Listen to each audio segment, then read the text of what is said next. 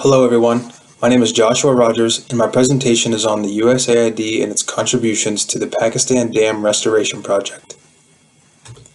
Background: Pakistan is led with a much more authoritarian style of leadership, and so its energy policies change anytime its prime minister changes. This flip-flopping of energy sources makes investing in any one energy source difficult, as it may be very short-lived.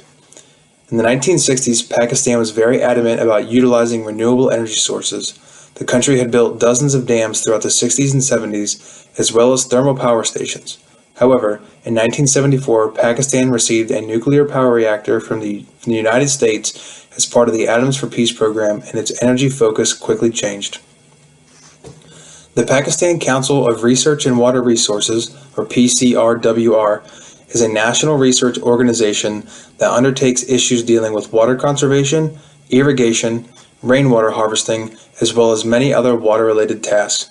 They were able to recognize in 1990 that Pakistan had a water issue and that its demand was exceeding the available amount. They estimated that by 2025, Pakistan will have reached absolute scarcity, indicating that it simply does not have enough water to support its citizens' needs.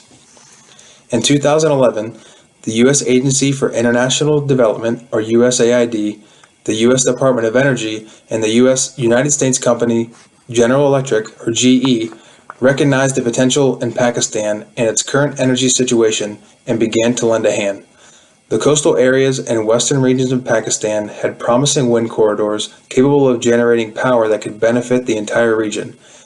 The company GE supplied 254 turbines worth an estimated $200 million and capable of producing 400 megawatts of wind power.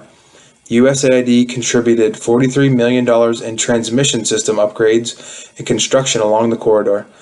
These investments are expected to benefit an estimated 3 million Pakistanis and further mobilize approximately $1.5 billion in private sector investment. Problems. Many different problems face the USAID and U.S. Department of Energy in their quest to bring sufficient energy production to Pakistan.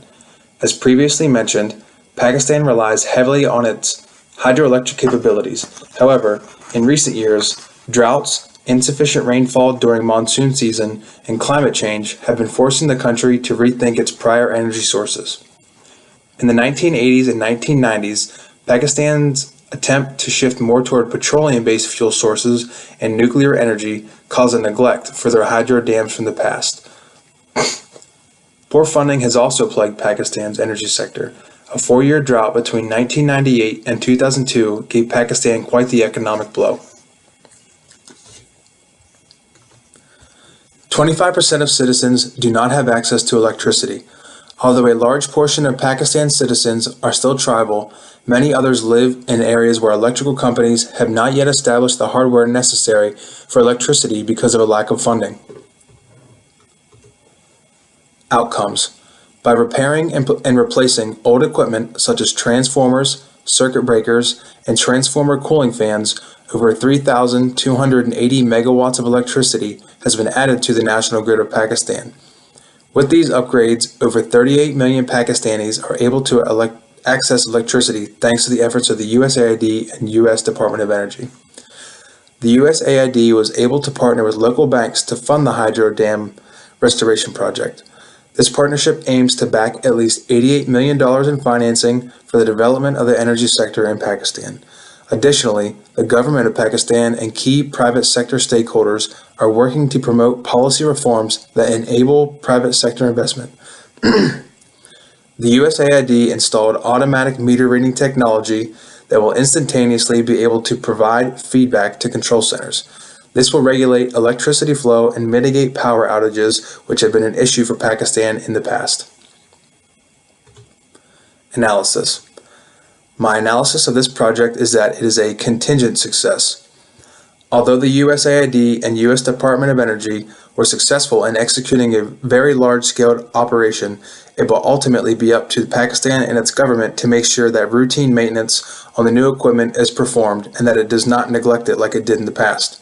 Additionally, the local banks that helped fund these projects must also not be forgotten. This will also be up to the government of Pakistan to assure, otherwise these institutions will not be able to prosper.